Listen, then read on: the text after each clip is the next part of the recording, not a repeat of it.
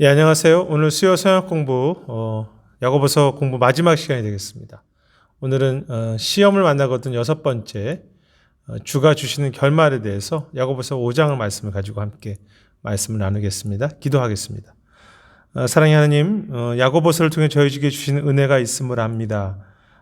시험을 만나는 여러 가지 삶 속에서 주님 어떻게 이겨갈지 다시 한번 이 말씀 앞에 엎드리게 하시고 말씀이 우리들에게 주신 그 소망이 어떤 것인지 늘 기억할 수 있는 이 시간이 되도록 주께서 함께해 주시옵소서. 감사드리며 예수님 이름으로 기도드립니다. 아멘. 야고보서를 오늘까지 6번에 걸쳐서 이제 살펴보고 생각했습니다. 좀 이제 내용이 워낙 큰 분량이다 보니까 언어적인 부분에 대해서 저희가 충분히 공부하지는 못했고요. 단지 이 책 곳곳에 나와 있는 그 중요한 주제에 대해서 함께 살폈고 꼭 필요한 단어들을 저희가 묵상했었습니다. 특히 이제 박대영 목사님이 쓰신 시험을 만나거든이라는 그 책의 내용 속에서 그 시험이라는 주제를 좀 가지고 살폈죠. 사실 우리 삶은 늘 시험이 올 수밖에 없는 삶입니다. 그래서 이제 그림을 보시면 나침반을 가지고 이제 가야 할 바른 목표를 가게 되는데요. 요즘처럼 우리 길이 정확하게 들어져 있고 또 내비게이션 같은 것이 있으면 이제 다르겠지만 예전에 이제 어떤 길이 없는 여행을 할 때 반드시 필요한 것이 나침반이었죠. 그래서 그 가야 될 목표를 바르게 알려주고 그 길을 가게 했습니다. 방향을 잃어버리지 않도록.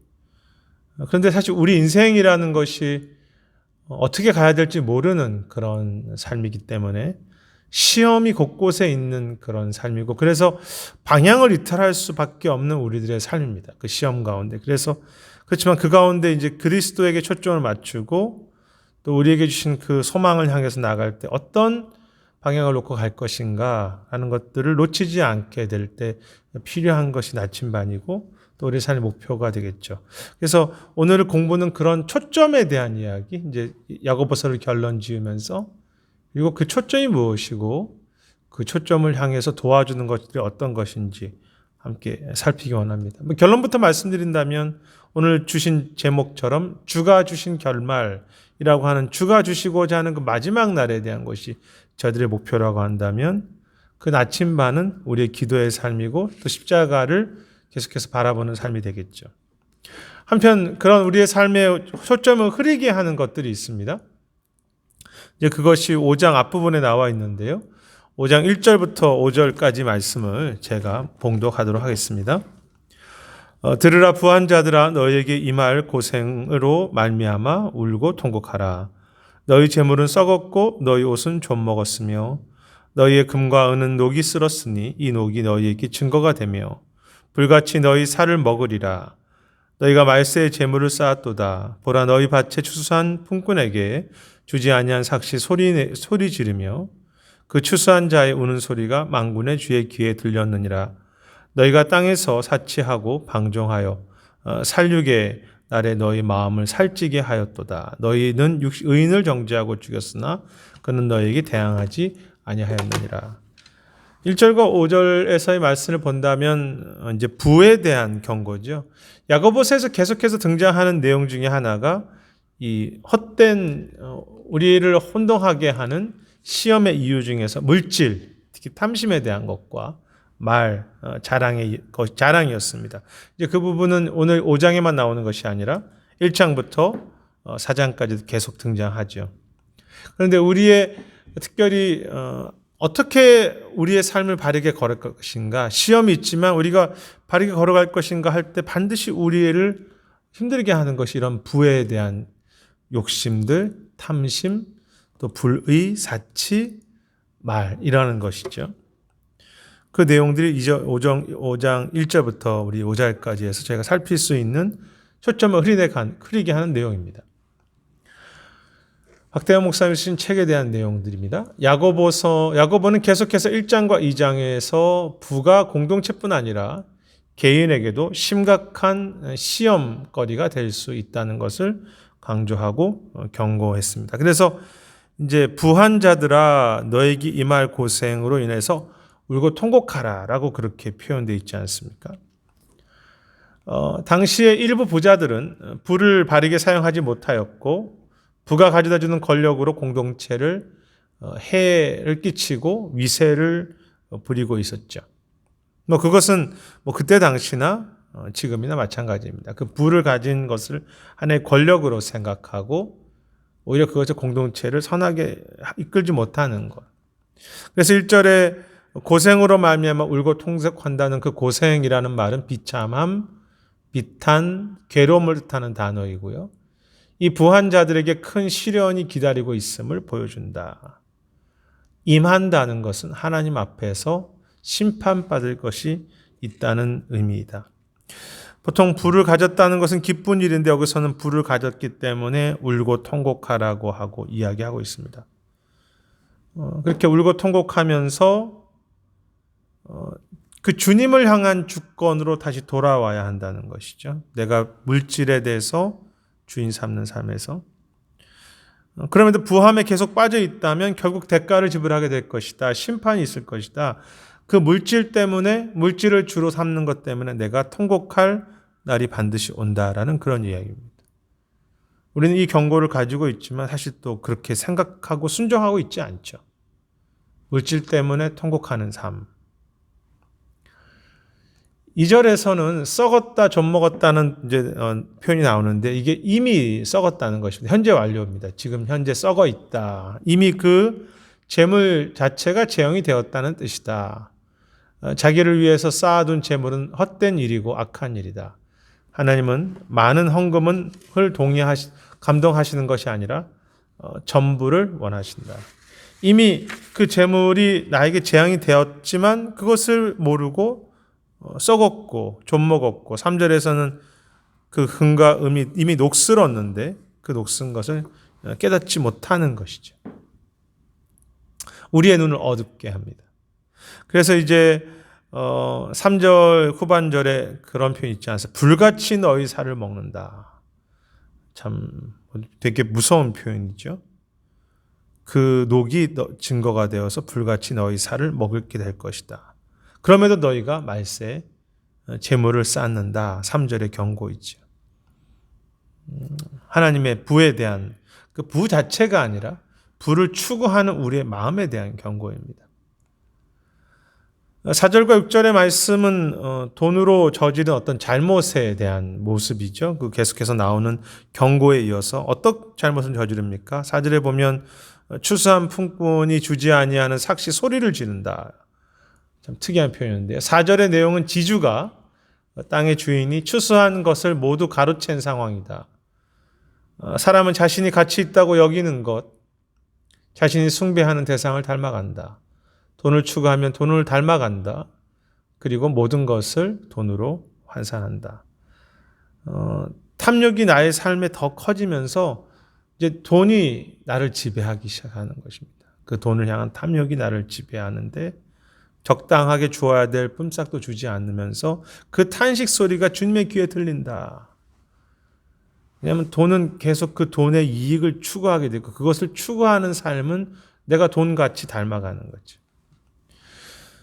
부자들은 자신의 영혼들을 망가뜨리고 그 철저하게 몸만을 위하여 살았다. 이 살육의 날이라는 표현이 나오죠. 5절에. 살육의 날은 말세라는 말의 다른 표현이다라고 했습니다. 그때 이제 그 마지막에 그런 심판에 대해서 이야기하죠. 자기 영혼을 위해서 살았다는 것입니다.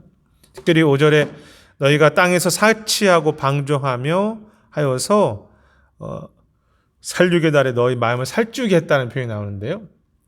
되게 특이한 표현이죠. 살찌게 한다는 것은 몸이 아니라 마음이라고 여기 나와 있습니다. 너희 마음을 살찌게 했다. 이 우둔한 마음이란 뜻일 것이다. 얼마나 무섭고 생생한 비유인가. 돈으로 사치하고 방종할수록 그들의 마음은 무뎌진다. 사랑이 없고 차가워진다. 자기 만족을 위해서 살게 된다. 오늘 말씀 중에서 제가 기억할 만한 말씀입니다. 너희가 그 돈을 추구하며 살아갈 때 너희가 땅에서 사치하고 방종하게 되어서 너희 마음을 살찌우게 한다. 사실 근데 그것만이겠습니까? 돈에 대한 추구만이 아니라 내 인생의 자랑을 추구하고 내 자존심을 추구하고 내 어떤 탐심을 계속 그것이 어떤 것이든 그것을 추구하는 것일 때 그 속에 그 시험 속에 우리의 마음이 어두워지게 되니까 우리의 마음이 우둔하게 되죠. 내가 많은 지혜를 사용하고 여러 가지 세상적인 것들을 가지고 하지만 결국은 마음이 살찌게 된다. 건강한 의미에서 살찌는 게 아니라 우둔한 모습이 되는 거죠. 그래서 시험에 빠져 살지만 내가 시험에 빠져 있다는 것 자체도 모르게 되는 것이죠. 그래서 시험에 빠져 있고 더 그 시험 안에서 잠들고 어두워져 있는, 분명한 내가 가야 될 방향에 대한 나침반을 잃어버리고 내가 그냥 여기저기서 그 산에서 계속 헤매는 것 같은 삶을 살게 되는, 그러다가 인생을 마치게 되는 것이죠. 그래서 시험 속에 내가 있다는 것을 깨달을 수 있다면 그것이 사실 은혜이죠.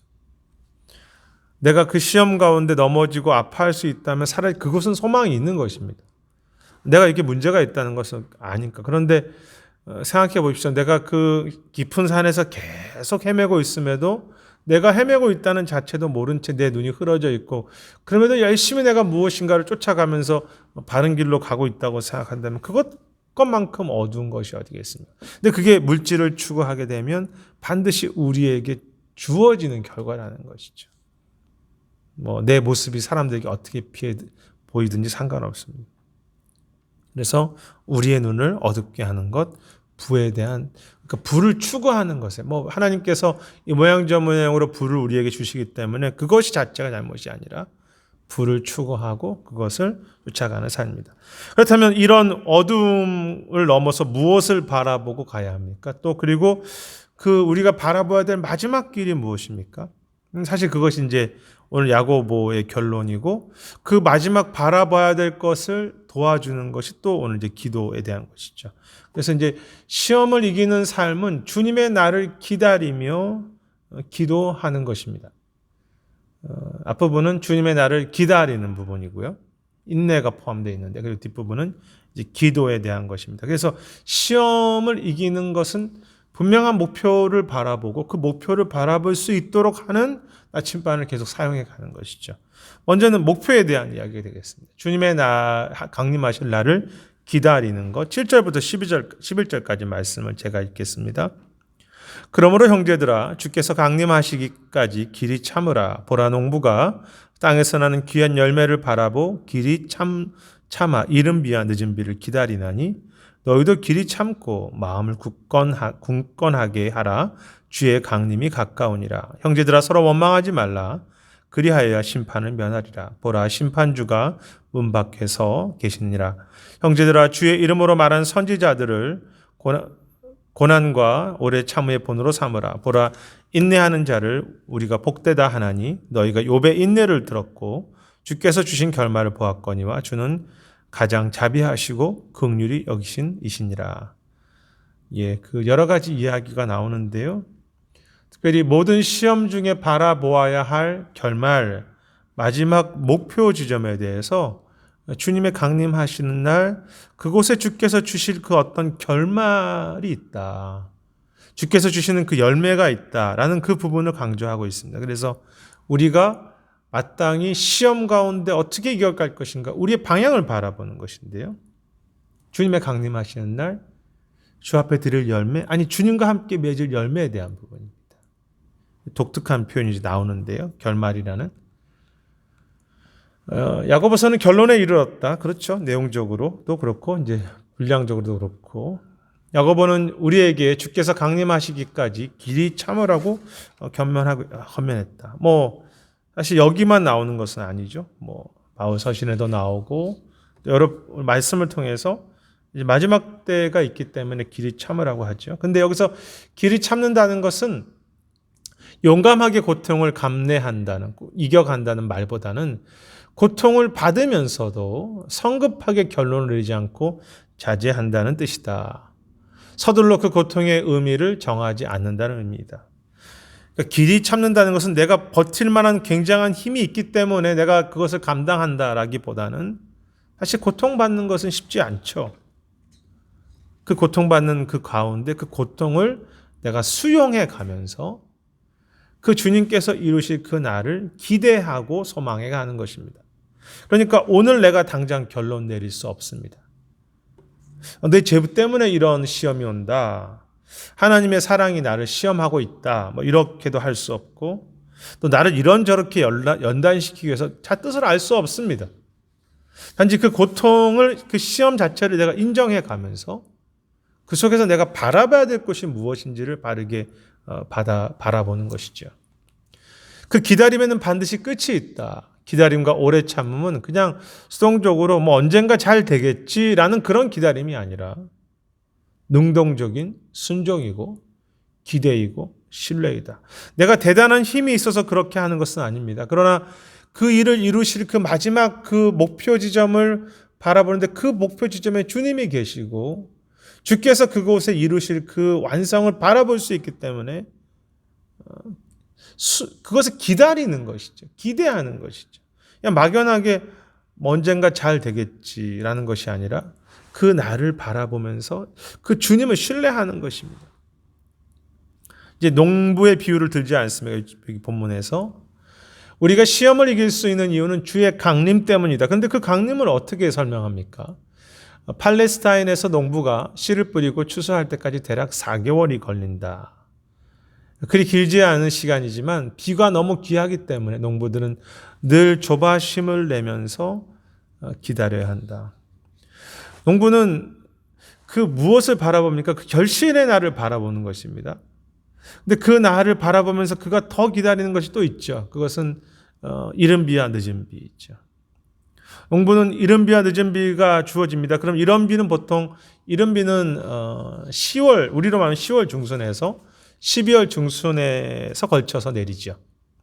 그래서 이제 처음에 이른 비는 땅을 부드럽게 하고 싹이 트고 그곳에서 이제 생명이 시작되는 비입니다. 근데 이제 건조한 곳이기 때문에 계속 자라다가 마지막에 또 비가 필요한데 그것이 늦은 비이죠. 3월과 4월 우리로 말하면 그렇습니다. 그런데 그 비가 어떻게 하면 그 알곡을 부풀려서 이제 마지막 알맹이가 꽉 찬 열매로 가득하게 하는 그 곡식이 되게 하는 비죠. 농부는 그 결실을 바라보면서 인내하는 거예요. 기다리는 거죠. 그리고 그 기다림은 어떤 기다림입니까? 하늘의 은혜를 소망하는 기다림이죠. 꽉 찬 열매가 되도록 기다리는 것. 농부는 이처럼 이른 비와 늦은 비에 절대적으로 의존하기 때문에 아무리 수확을 이 좋고 열매가 탐스러워도 자기 영광이라고 주장할 수 없다. 이게 참 중요한 부분입니다. 농부가 그렇게 기다리고 헌신하고 수고했습니다. 그런데 그것을 자기 영광이 될 수 없습니다. 왜냐하면 이른 비와 늦은 비가 없으면 아무것도 아니기 때문에. 자기가 물론 이제 여기도 나와 있지만 그 사이에 농부가 자신이 할 수 있는 수고를 다할 것이다. 그것이 길이 기다린다는 것이다. 그러니까 계속해서 농부는 기다립니다. 근데 그 기다림은 그냥 막연하게 잘 되겠지라는 것이 아니라 본인이 수고도 하죠. 그렇지만 그 수고 후에 그 일을 이루시는 분이 누구십니까? 그 하나님, 하늘에 의존하지. 하지만 농부는 그 기다림 끝에 얻는 결실을 두고 자신이 농사를 지었다고 말할 수 없습니다. 얼마나 열심히 기다리고 수고하겠습니까? 자신은 최선을 다해서 씨 뿌리고 다 합니다. 그렇지만 그 결실은 누가 주시는 것입니까? 하나님 주시는 것이죠. 이것이 그 하나님에 대한 기다림과 그 결실에 대한 소망이죠. 주님이 만들어가고 계시고 것을 인정해 가면서 지금도 그 하늘께서 이 곡식 하나하나를 열매할 것을 소망해 가면서 그 결실을 기다리는 것입니다. 근데 그게 바로 우리 믿음이라는 것이죠. 농부에게 기다림이 농사 과정에서 가장 중요한 일부이듯이 기다려야 하고 하늘의 비를 기다려야 하고 곡식이 자라길 기다려야 합니다. 내 힘으로 할 수 없습니다. 믿음도 주님의 강림을 기다리는 태도는 시간 낭비나 그렇게 내가 시간을 허비하는 멈춰있는 것이 아니라는 거죠. 중요한 표현입니다. 그것은 나의 모든 이야기의 완성을 가져다주는 시간이다. 하나님의 일은 하나님의 때가 이루어져야 된다. 물론 우리가 하나님께서 이렇게 하실 거야, 저렇게 이루실 거야 쉽게 다 알 수 없습니다. 이 고난이 있으니까 나에겐 이렇게 좋은 일이 있을 거야. 하군 나는 이렇게 하나님을 더 성숙하게 될 거야. 다 알 수는 없습니다. 그러나 한 가지 중요한 것은 있습니다. 그것은 무엇입니까? 우리의 모든 기다림은 헛되지 않다는 것입니다. 우리의 모든 인생의 고난과 시험은 헛되지 않습니다. 왜냐하면 그것이 주님께서 주실 그 열매를 만들어가는 때의 시간이기 때문이죠. 그래서 그 기다림이 너무나 소중하다는 거예요. 그래서 우리가 어려움과 시험이 있을 때 이것을 통해서 나는 잘 모르겠지만 하나님께서 어떻게 하실지 모르겠지만 분명한 것은 하나님은 선하시고 그 마지막 날에 그 결실을 이루신다는 그 소망을 갖고 나 오늘 고통의 삶을 내 인생에 깎여야 될 부분들을 해나가는 거죠. 그 주 앞에 서는 시간이 없다면 오늘 내가 다른 사람을 용서하고 다른 사람을 위해서 기도하는 거 내 의에 의존할 수밖에 없습니다. 그런데 주님 앞에 서는 그 열매를 맺어가는 시간의 과정이라고 생각하면서 그 기다림은 소망이 되는 것이죠. 소극적 기다림이 아닙니다. 적극적으로 최선을 다해야 돼 주님의 때 앞에 겸손해지는 것이죠. 그래서 인내있죠. 우리 삶의 모든 기다림과 인내와 때로 시험을 당해서 그곳에서 고통하는 그 자체는 결코 시간 낭비가 아닙니다. 마치 열매가 이렇게 늦은 비에서 이렇게 자라서 완성되듯이 하나님께서 우리의 삶에 그 어떤 하나님의 선하신 뜻을 채워가는 시간이죠. 참 중요한 부분이라고 생각합니다.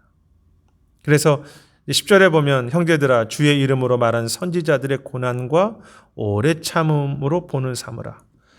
선지자들이 얼마나 신실하신 사람들입니까? 그런데 그 사람들 오래 참았죠. 그래서 이런 이야기를 이제 박대영 목사님 책에 씁니다. 10절에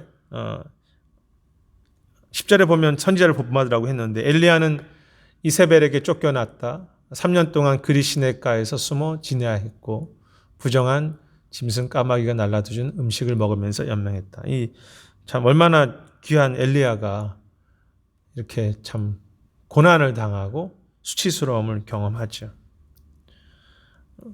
에레미야는 너무나 고통스러운 말씀을 전할 수 없을 정도였고 알지 않습니까? 그는 산채로 매정당하는 위협도 겪었다. 이스라엘 에스겔 선지자는 아내가 죽었지만 곡을 할 수도 없었다. 그러니까 우리가 이런 우리 삶의 시간이 얼마 남지 않았는데 그렇게 고난으로 살았던 시험을 이겼던 그 선지자들, 그들은 하나님이 이루실 것을 소망했던 예언자들이었습니다. 분명히 알고 있었습니다. 그렇지만 그것을 그들의 삶으로 이겨갔죠. 하나님께서 이루실 그 열매를 예언한 만큼 그들은 고통스러웠습니다. 다 소망을 말하는 선지자들의 삶이지만 언제나 인내 그리고 탄식이라는 과정을 거칩니다. 그들의 메시지를 위해서 그들이 인내를 하는 것이죠. 왜냐하면 그것이 자라야 될 시간이 필요하니까. 근데 그것이 자기가 메시지를 전달하는 사람만이 아니라 그런데 자기 스스로가 벌써 거기 메시지 들어가 있죠. 하지만 그들의 삶만큼 영광스럽고 그 하나님의 때가 찬 그 아름다운 에스겔의 모습, 에레미야의 모습, 참 귀한 그런 모습들이지 않습니까? 믿음의 시험을 이기는 길, 그런 마지막 열매를 바라보면서 그 주님을 바라면서 그 주 앞에 설 것을 기대하는 것이죠. 에스겔이 무슨 낙으로 아내가 죽었지만 그 곡도 제대로 장례식도 제대로 못할 그런 삶을 살았겠습니까?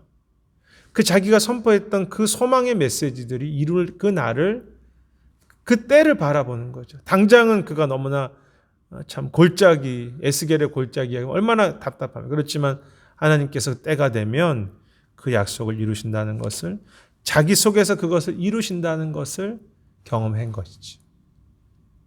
그래서 우리에도 그 마지막 주님 앞에서 맺을 그 열매들을 생각해 가는 것이죠. 11절 말씀에 보면요. 이제 오늘 공부에 제가 주제로 삼았던 주가 주시는 열매라는 표현이 거기 나옵니다. 보라, 인내하는 자를 우리가 복되다 하나니 너희가 욥의 인내를 들었고 주께서 주신 결말을 보았거니와 주는 가장 자비하시고 긍휼히 여기시는 이시니라. 오늘 공부의 중요한 그런 본문이 되겠습니다. 욥의 인내를 보았다고 했습니다. 사실 우리가 지금 욥기를 보고 있지만 욥의 인내가 그렇게 대단하지는 않죠. 거친 말도 하고 탄식도 합니다. 그런데 그것을 인내라고 표현하십니다. 그리고 그 부족한 인내가 온전하게 열매 맺게 되는 날이 있다고. 욥의 인내를 들었고 주께서 주신 그 결말이라는 표현이 사실 이제 목적이라는 뜻인데요. 그래서 욥의 인내, 5천 후의 인내, 욥의 사랑, 5천 후의 사랑, 또 여러분들 한 분 한 분들의 사랑을 맺어가시는 그 날. 근데 그것이 어떻게 됩니까? 시험을 통과하는 거지. 근데 그 시험은 왜 통과합니까? 긴 마지막에 하나님께서 주시는 그 결말이 있기 때문에. 열매 같은 결말이죠. 결말이란 목적과 목표를 이루는 것을 가리킬 것이다. 그래서 욥의 결말이라고 하지 않고 주께서 주신 결말. 재미있습니다. 5천호가 맺어가는 인내인데요. 주께서 주신 결말이라고 합니다. 어떻게 보면 욥의 인내지 않습니까? 그런데 주께서 주신 인내가 되는 거죠. 무슨 의미입니까? 주님께서 욥의 삶 속에 그 일들을 이뤄가죠. 조금 전에 그 농부가 자기가 수고하지만 그 열매를 내가 맺었다고 할 수 없고 하늘에서 주셨다고 이야기할 수밖에 없는 그런 상황을 설명했던 것처럼 우리가 최선을 다해서 시험을 이기고 여러 가지로 이겨갑니다. 그런데 그 결말이 누가 주시는 거예요? 주님이 주신다는 거죠. 참 귀한 말씀입니다.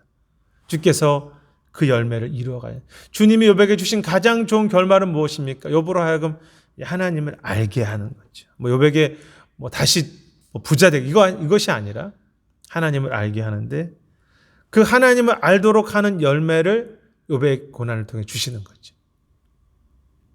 주님이 주신 결말. 참 너무 저는 이 단어 표현이 좋습니다. 욥은 부족했지만 그 인내에 주신 결말이 있었습니다. 준비하신 결말이라고 할까요? 그러니까 우리가 인생을 살아가면서 마지막 주 앞에 설 때 준비하신 그 결말이 열매가 있습니다. 욥이 준비했고 순종했는데 주님이 주셨다고 했고 주님이 주셨는데 마지막에는 욥의 인내라고 그렇게 또 칭찬을 하시죠. 그러니까 우리가 맺는 것 같은데 사실 주님이 맺으셨고 주님이 맺으신데 사실 우리의 영광으로 주시는 것. 그 날을 기다리는 거죠. 그러니까 저나 여러분이나 다 실패하는데 왜 소망이 있습니까? 우리가 여기서 실패하고 또 갈등하고 왜 이렇게 내가 사랑이 부족한가? 왜 이렇게 내가 오늘도 기도가 부족한가? 이렇게 갈등하면서 그럼에도 그 주님을 향해서 바라보면서 나아가려고 했을 때 그 바라보는 삶 속에 계속해서 나아갈 때 주께서 주시는 그 열매가 있다는 거죠. 마지막에 그 주 앞에 드릴 열매를 가지고 갔는데 내가 맺은 열매가 아니라 주님이 맺은 열매였고 참 알곡이 꽉 찬 늦은 비가 와서 그런데 그 주님 맺은 열매를 주님께서는 너가 맺었다고 칭찬하시면서 상급을 주시는 하나님. 그것이 우리의 삶의 중요한 이유라는 거죠. 우리가 고난을 이길 수 있는 그 영광스러운 주님이 주시는 그 결말이 있기 때문에. 막연하게 주님 강림 오시니까 다 끝나기 때문에 고통이 좋다가 아니라 이 시련을 통해서 내가 맺어가는 그 열매가 얼마나 귀한 하나님의 마지막 결실이 있다는 걸 소망해 가면서 우리는 시험을 이겨가는 거죠. 인내할 수 있는 것입니다. 농부처럼 소망하면서. 욥이 고난을 이길 수 있었던 이유는 무엇일까? 욥기에 구체적으로 나와 있지는 않지만 본문에서는 그렇게 얘기하지 않습니까? 하나님은 사단에게 시험만 허락하시고 뒤에서 방관하시는 분이 아니라 본문에 보면 주는 가장 자비하시고 긍휼히 여기시는 이시니라라는 본문이 나옵니다. 욥이 시험을 이길 수 있었던 이유는 하나님의 자비와 긍휼이 그러니까 이른 비와 늦은 비와 욥에게 주어진 것이죠. 그래서 욥이 비록 불평하고 했지만 그 속에도 그래도 하나님이 그를 긍휼히 여기시고 자비하게 보셔서 계속 그를 이끄셔서 마지막 인내까지 이르게 하셨다는 것이죠. 그것은 우리도 마찬가지입니다. 우리는 주님이 오시는 그 강림을 기다릴 뿐만이 아니라 주님이 오늘 내 모든 것 속에서 친히 자비와 긍휼로 역사하시는 그것을 직접 오늘도 인도하고 계신 하나님이죠. 그러니까 마지막에 오시는 하나님만이 아니라 주님만이 아니라 친히 오늘도 인도하시는 하나님입니다.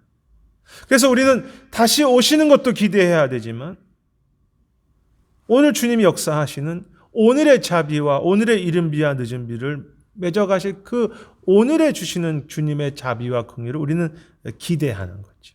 그래서 그 날도 기대하고 오늘 그 날을 준비해 갈 수 있는 공급하시는 그 주님도 기대하는 것이죠. 그리고 실제로 그렇게 하시고 아니 마지막에 열매도 주시고 열매를 맺도록 내 삶 속에 이른 비와 늦은 비의 은혜를 주시는데 왜 시험을 이기지 못하겠습니까? 물론 뭐 잠시 낙망할 수 있고 또 속상할 수 있지만 뭐 저도 마찬가지고요. 기다리면서 열매도 마지막에 주시고 그 열매를 맺을 수 있도록 계속 그 기다림의 긍휼과 자비를 주시는 그 주님, 야고보 사도는 그 주님이 계시기 때문에 우리가 당당하게 그 시험을 인내로 이겨가자라고 그렇게 말하죠. 그러면서 자연스럽게 나오는 것이 무엇입니까? 그것이 목표라면 지금 주셨던 그 자비와 긍휼하심이 계속 그 목표를 향해 갈 수 있도록 한다면 필요한 마치 나침반과 같은 것이 무엇입니까? 바로 기도라는 것이죠. 주님의 개입을 소망하는 것이죠. 기도. 마지막 방향이 그 목표가 열매라면 그 과정은 기도가 되겠습니다. 십자가가 목표입니다. 우리의 방향. 근데 참 아이러니하게도 매일매일 내가 죽고 주님이 사시는 십자가를 통해서 십자가까지 가는 거죠. 목표도 십자가고 우리에게 주는 나침반도 십자가입니다. 그래서 이제 마지막 내용이 되겠죠. 시험을 이기는 삶, 시험을 이기는 기도입니다. 12절부터 20절까지 말씀을 읽겠습니다. 내 형제들아 무엇보다 맹세하지 말지니 하늘로도 땅으로나 아무 다른 것으로도 맹세하지 말고 오직 너희가 그렇다고 생각하는 것은 그렇다 하고 아니라고 생각하는 것은 아니라 하여 정죄받음을 면하라. 너희 중에 고난당하는 자가 있느냐? 그는 기도할 것이요. 즐거워하는 자가 있느냐? 그는 찬송할지니라. 너희 중에 병든 자가 있느냐? 그는 교회의 장로들을 청할 것이요. 그들은 주의 이름으로 기름을 바르며 그를 위하여 기도할지니라. 믿음의 기도는 병든 자를 구원하리니 주께서 그를 일으키시리라. 혹시 죄를 범하였을지라도 사하심을 받으리라. 그러므로 너희 죄를 서로 고백하며 병이 낫기를 위하여 서로 기도하라. 의인의 기도는 역사하는 힘이 큼이라. 엘리야는 우리와 성정이 같은 사람이로되 그가 비가 오지 않기를 간절히 기도한즉 3년 6개월 동안 땅이 비가 오지 아니하고 다시 기도하니 하늘이 비를 주고 땅이 열매를 맺었느니라. 내 형제들아 너희 중에 미혹되어 진리를 떠난 자를 누가 돌이서게 하면 너가 알 것은 죄를 미혹된 길에서 돌아서게 한 자가 그의 영혼을 사망에서 구원할 것이며 허다한 죄를 덮을 것입니다. 저는 이 내용 전체를 보면서 볼 수 있었던 것은 믿음의 기도라는 표현이 나오고 의인의 기도라는 표현이 나오는데 주님을 주인으로 드리는 기도라는 표현을 쓸 수 있겠습니다. 내가 주인이 아니라 주님이 주인으로 서게 하는 기도. 그거 이제 계속해서 야고보에서 나왔던 이야기죠. 사실 이제 제가 이제 화면에는 띄우지 않겠지만 12절에 맹세에 대해서 이야기 나오지 않습니까? 내가 맹세하지 말라. 우리가 지난 이제 공부에도 이야기했지만 내가 이것을 하리라, 저것을 하리라 막 계획을 세우지 않습니까? 허탄한 계획을 세우는데 맹세한다는 것은 내가 할 수 있다고, 내가 주인 될 수 있다고 착각이죠. 근데 그렇게 하지 말라는 것입니다.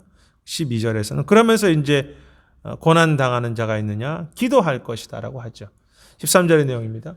기도하다, 찬양하다는 현재 시제인데 기도와 찬양이 일상이 되어야 한다는 것을 보여준다. 늘 예배자로 살아야 한다는 뜻이다. 야고보는 특별히 믿음으로 기도하라고 강조한다. 늘 우리가 기도하는 삶, 왜냐하면 늘 시험이기 때문에 늘 또 즐거운 일에도 찬송하고 어려운 일엔 기도하는 삶을 살아가는데요. 특별히 이제 그 15절에 믿음의 기도라는 표현이 나오죠.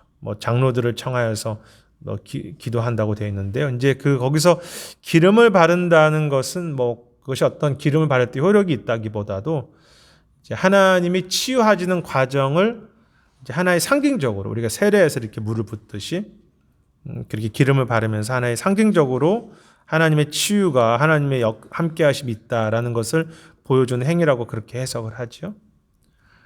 장로들의 믿음의 기도는 당장 눈에 앞에 이 병이 낫게 해달라고 기도하는 것이 믿음의 기도가 아니다.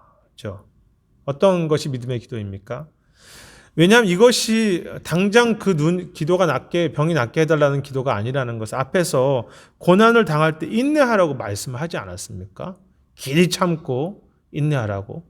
그런데 고난을 당하면 당장 다 해결해 주신다라는 그런 의미는 아니라는 거죠. 앞의 말씀과 충돌되기 때문입니다. 오히려 믿음의 기도란 우리의 뜻이 아니라 하나님의 뜻대로 드리는 기도를 의미한다. 그래서 하나님의 주권이 중요한 것입니다. 내 뜻을 주장해서 내가 생각한 대로 해달라는 기도가 아니라 하나님의 이 병을 향한 하나님의 소망을 보기 원하는 거죠. 이 병을 통해서 들려주고자 하는 주님의 메시지를 알려달라는 기도가 믿음의 기도이다. 물론 쉽지 않습니다. 그렇지만 기도하면서 그 영혼을 축복하고 그 영혼을 품고 그 영혼을 격려하고 그 영혼을 회복해 가는 거죠. 그래서 야고보는 병을 치료한다라고 말하지 않고 병자를 구원한다라고 병든 자를 구원한다는 표현을 썼다는 거죠. 이 병든 자를 구원한다, 이 구원한다는 표현은 영적인, 육적인 구원을 다 포함하는 거죠. 그리고 그 죄를 범하였을지라도 죄를 사하신다, 그를 일으키신다라는 표현이 나오죠. 결국은 그 문제 자체를 해결하는 것, 물론 그것도 하나님의 주권을 인정하는 것이지만 조금 더 넓게 주님이 주인 되심을 인정하고 하나님의 선한 뜻으로 그의 삶을 축복하실 것을, 그래서 그의 육체, 영혼, 관계, 그의 모든 삶의 회복을 위해서 기도하는 것입니다. 주님의 뜻이라면 육체 회복도 허락할 줄 믿습니다라고 소망으로 기도하는 거죠. 내가 당장 신유가 드러나지 않을 것을 미리 생각하면서 이렇게 연막을 친다 그러죠. 그런 게 아니라 정말 하나님, 이 영혼이 지금 하나님 뜻이라면 속히 회복되기 원합니다. 그러나 우리의 뜻보다는 하나님의 뜻의 회복, 그리고 그의 보이는 그런 고난의 회복보다는 그의 전인격적인 회복을 허락해 주십시오. 하나님 그의 삶의 주인 되어 주십시오. 하나님 그의 삶을 주관해 주십시오. 어떤 가정의 시험이 있을 때 그 가정을 위해서 기도할 때 하나님 그 문제에 대한 해결보다 주님 그 가정을 책임져 주십시오. 하나님께 책임져 주시는 것은 여러 가지 방법이 있고 그 문제 해결보다 더 책임져 주실 것이 많지 않습니까? 그 주권을 인정하는 거예요. 그리고 그 과정을 통해서 무엇입니까? 열매를 이루실 하나님을 신뢰해 가면서 축복하는 것이죠. 왜냐하면 우리의 목표는 인내의 열매를 맺어가는 것이니까. 그 문제 해결이 아니라. 그리고 서로를 위해서 기도하면서 또 이렇게 겸손히 나아가야죠. 시험을 이기는 그것이 길이죠. 이게 서로 보면 서로 병낫기를 위해서 16절에 보면 서로 고백하라고 되어 있습니다. 그래서 교만한 내 모습을 벗고 나 혼자 기도하는 것이 아니라 함께 기도해 가는 것이죠. 그래서 이제 그런 이야기를 하면서 의인의 기도라는 표현이 나옵니다. 의인의 기도는 역사하는 힘이 크니라. 좀 도전이 되는 그런 내용인데요. 의인의 강구는 15절이 말하는 믿음의 기도이죠. 엘리야는 우리와 성정이 같은 사람이라고 말함으로써 그도 우리와 다를 바 없는 사람이라는 사실을 환기시킨다. 이제 의인의 기도를 이야기하면서 예로 든 것이 17절의 엘리야의 기도이죠. 근데 엘리야는 우리와 성정이 같다는 것을 이야기합니다. 즉 기도 응답된 이유는 엘리야 안에 남다른 능력이 있어서가 아니라는 것입니다. 그도 다른 선지자들처럼 같이 고통당하고, 그건 우리도 마찬가지죠. 오래 참았죠. 욥의 이야기도 앞에 나왔으니까 욥처럼 하나님의 자비와 긍휼을 의지해 고난 중에서 기도했고 또 기도의 응답을 받은 사람이라는 점에서는 우리와 성정이 같습니다. 그러니까 이제 기도의 능력을 하면서 의인의 대표를 이야기하면서 든 이야기가 엘리야인데 엘리야도 우리와 똑같다는 것입니다. 대단한 사람이 아니라는 것이죠. 그렇다면 의인의 간구는 어떤 것인가? 완벽한 그런 기도가 아니라, 완벽한 사람의 간구가 아니라 하나님의 뜻을 인정하고 하나님의 주권을 인정하는 것이 의의 기도죠. 그래서 17절 내용이 나오는 것입니다. 엘리야는 비가 오지 않게 달라고 기도했거든요. 17절에서 보면. 사실 굉장히 나라에게 해를 끼치는 거죠. 더군다나 3년 반 동안 비가 오지 말게 해달라. 어떻게 보면 그 나라에서는 매국을 하는 거죠. 비가 오면 다 죽는데요. 근데 엘리야도 고통당하지 않습니다. 그런데 이 시대의 악에 대해서 하나님이 침묵하지 말아달라고 비가 오지 말게 해달라고 기도했다는 거죠. 비 오기를 기도하기는 쉽습니다. 하나님 우리에게 은혜를 주십시오. 그렇지만 하나님 은혜를 멈춰달라고 기도하기 쉽지 않다는 거죠. 그게 의인의 기도입니다. 하나님의 주권이 서지 못하고 있습니다. 차라리 그 속에 고난을 주십시오. 그런 악한 세대, 죄가 관영한 시대가 하나님을 깨닫고 돌아오기를 위해서라면 가뭄을 구할 수 있는 것이 의인의 기도이고 믿음의 기도이다. 나의 뜻이 아니라 하나님의 뜻을 구하는 기도. 나의 지혜대로가 아니라 하나님의 지혜로 구하는 기도가 의인의 기도이다. 참 매우 도전이 되는 말씀이라고 생각합니다. 왜 믿음의 기도는 항상 우리가 원하는 것을 믿음대로 얻어야 믿음의 기도라고 생각할까요? 이것은 우리의 착각이죠. 믿음으로 하나님, 우리가 정말 잘못했다면 나도 불편하고 다 힘들지만 4년의 가뭄을 통해서 우리를 벌해달라고 기도하는 것이 하나님의 주권을 인정하는 기도죠. 그것이 의인의 기도이고 믿음의 기도입니다. 내가 열심히 믿는 것이 믿음의 기도가 아니라, 물론 그것도 믿음의 기도이죠. 내가 확실하게 믿는 이렇게 이루어질 것이다가 믿음의 기도가 아니라 하나님의 주권과 하나님의 뜻 앞에 내가 굴복해가면서 하나님의 주권이 선하시게 이루어질 것을 이루는 기도. 주님, 우리 가정을 망하게 해주십시오. 이게 말도 안 되는 기도죠. 근데 우리가 교만해서 그 잘못된 것 때문에 타락한다면 주님 차라리 우리를 망하게 해주십시오. 그래서 의인은 앞에서도 말했지만 완전한 사람이 아니라 하나님의 주권을 신뢰하고 그 왕권을 주인 되심을 인정하는 부분이 기도죠. 정말 많이 생각하는 기도입니다. 생각하게 하는 부분입니다. 주님의 주권과 주님의 이름이 세워지게 해달라고 기도해가는. 하나님은 이스라엘이 가뭄을 통해서 바알 신화와 허상에서 벗어나 주께 돌아오기를 바라셨죠. 당연히. 하나님께 돌아오는 것보다 더 큰 축복이 없죠. 그렇게 믿지 않습니까, 우리가? 그런데 엘리야는 그것을 위해서 기도했다는 것입니다. 하나님 돌아오도록 그들에게 가뭄을 주십시오. 회개는 십자가가 아니면 나는 가망이 없다고 고백하는 것이죠. 내 힘으로 설 수 없다고 고백하는 것이죠. 철저하게 하나님의 주권을 인정하는 것이죠. 그 기도 속에 주님이 그 기도를 응답하시지 않겠습니까? 의인이 완전해서가 아닙니다. 분명히 우리와 성정이 같다고 했습니다. 그렇지만 어떤 기도입니까? 하나님, 비를 멈추게 해 주십시오. 그리고 다시 그가 기도하니 하늘이 열리고 땅이 열매를 맺죠.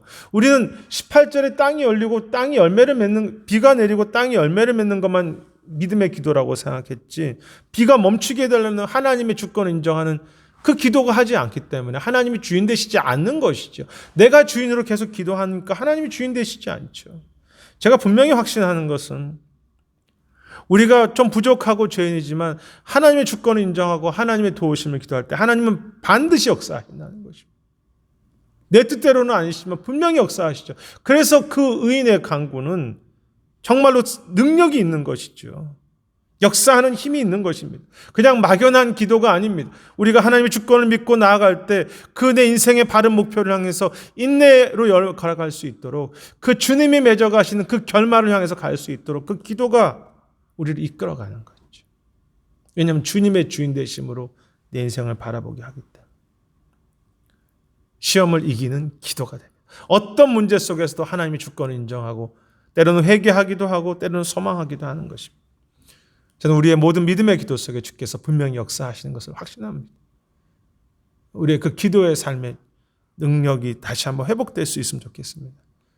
그리고 19절, 20절에는 이제 마지막 편지의 내용에 대한 것처럼 죄인들이 미혹된 곳에서 돌이서게 하는 것에 대해서 권면하죠. 형제들아, 미혹된 자를 떠나게 하는 걸 돌아서게 하면 그것이 얼마나 큰 축복인지 너희가 기억하느냐. 단지 죄에서 회복하도록 돕는 차원을 떠나서 그들이 신실한 삶으로 되도록 돕는 것이죠. 그래서 20절은 공동체에게 당부하는 것입니다.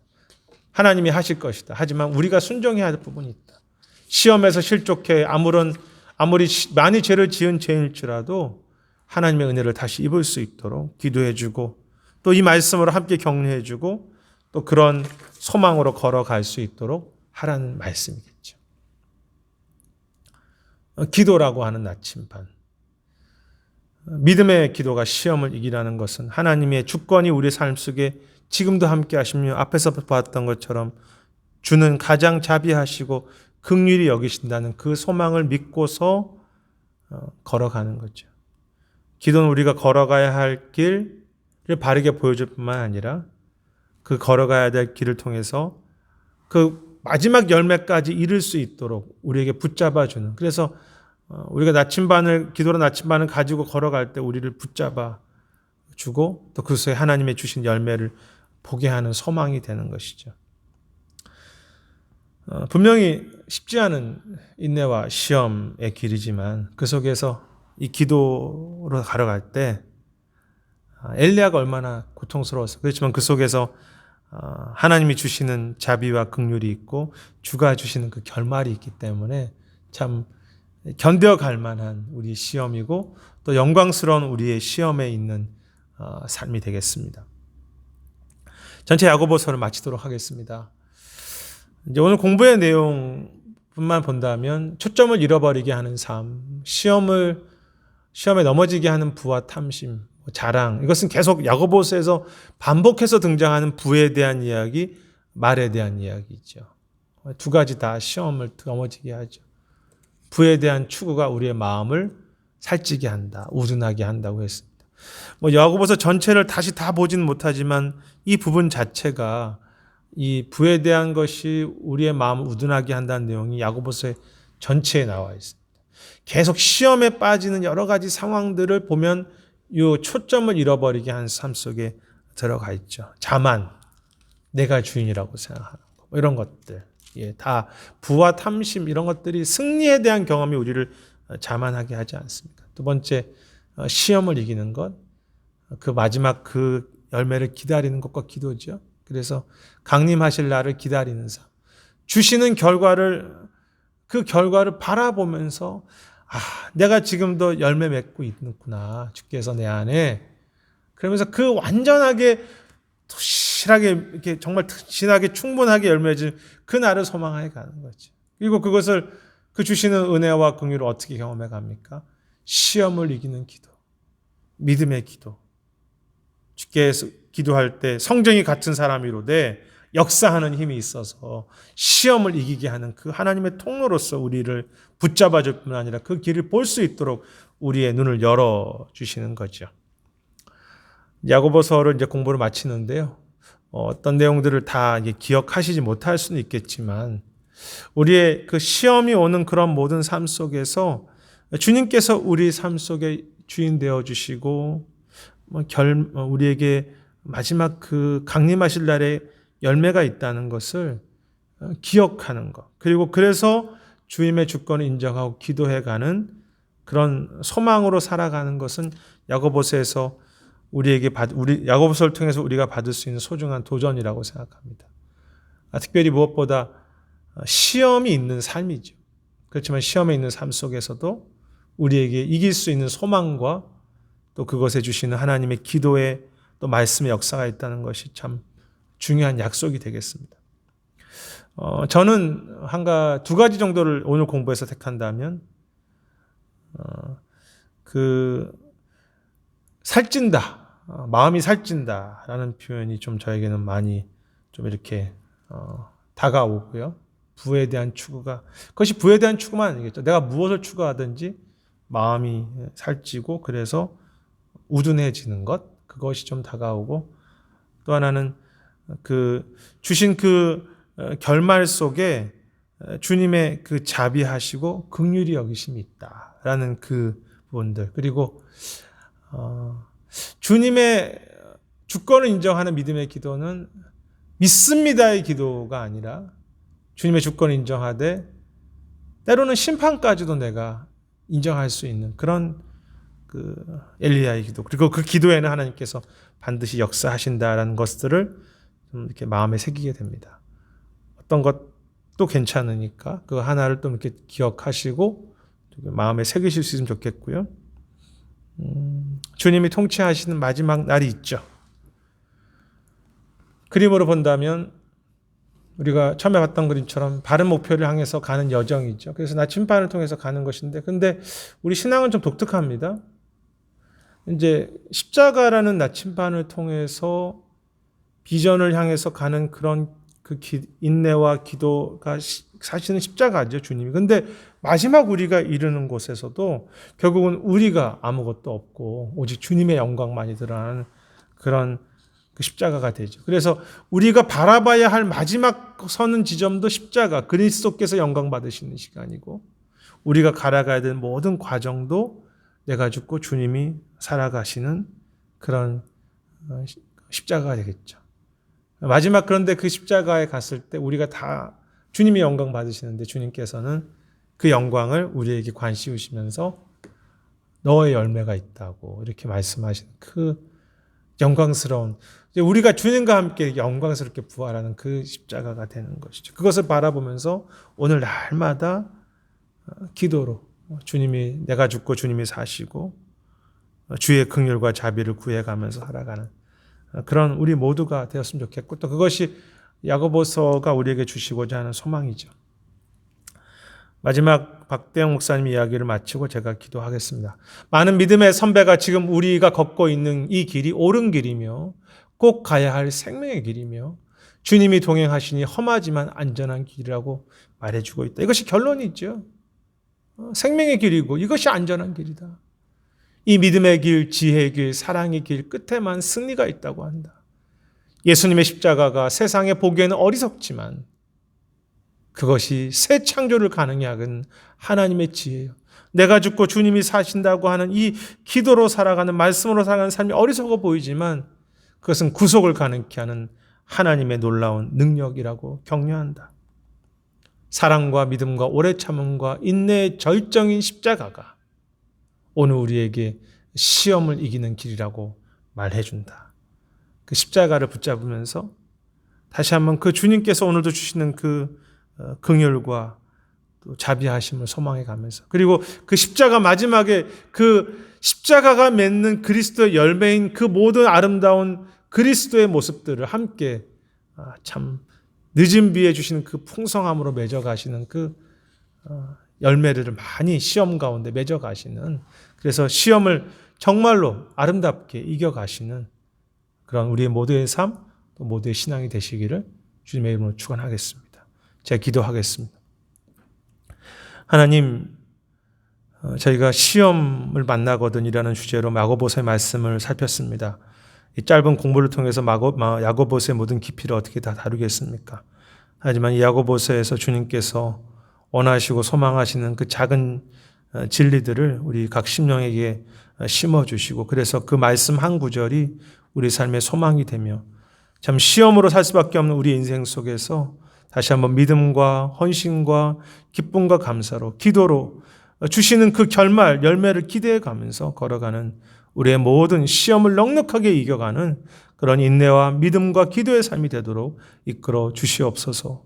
감사드리고 모든 말씀 예수님 이름으로 기도드립니다. 아멘. 모든 공부를 마쳤습니다. 감사합니다.